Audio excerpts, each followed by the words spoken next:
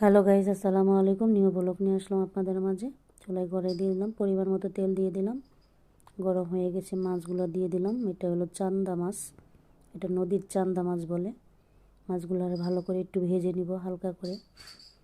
এখানে চুলায় আমি কড়াই দিয়ে দিলাম, পরিমাণ মতো তেল দিয়ে দিলাম পেঁয়াজ কুচি, দিয়ে দিলাম 4-5টা কাঁচামরিচের ফালি, ভালো করে ভেজে নিব। দিয়ে দিলাম হাফ চামচ পরিমাণ আদা রসুনের পেস্ট, হাফ চামচ পরিমাণে হলো হলুদের গুঁড়া, পানি দিয়ে দিব যেমন মশলাটা পুড়ে না যায়। সামান্য মরিচের গুঁড়া দিয়ে দিব, স্বাদ মতো লবণ দিয়ে দিব। ভালো করে কষিয়ে নিলাম। এখানে দিয়ে দিলাম বেগুন, এটা হলো সাদা বেগুন আর নতুন আলু, খেতে খুবই মজাদার। এই বেগুনটা খেয়ে দেখবেন, যারা যারা খান তারা তো অবশ্যই জানেন এটার মজা কীরকম।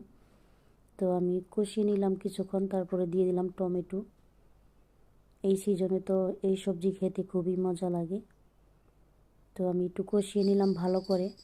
এখন পরিমাণ মতো ঝোল দিয়ে দিলাম, ঢাকনা দিয়ে ঢেকে দিব, অপেক্ষা করব বলক আসা পর্যন্ত। তো বলক এসে পড়েছে, এখন মাছগুলো দিয়ে দিব। সামান্য ভেজে নিচ্ছি মাছগুলো। তো আমি সস পাতা দিয়ে দিব। এখনকার সিজনে তো সস পাতা না খেলে এমনই হবে না আপনার যে তরকারি খাচ্ছি। তো কেমন হলো অবশ্যই জানাবেন। আল্লাহ হাফেজ।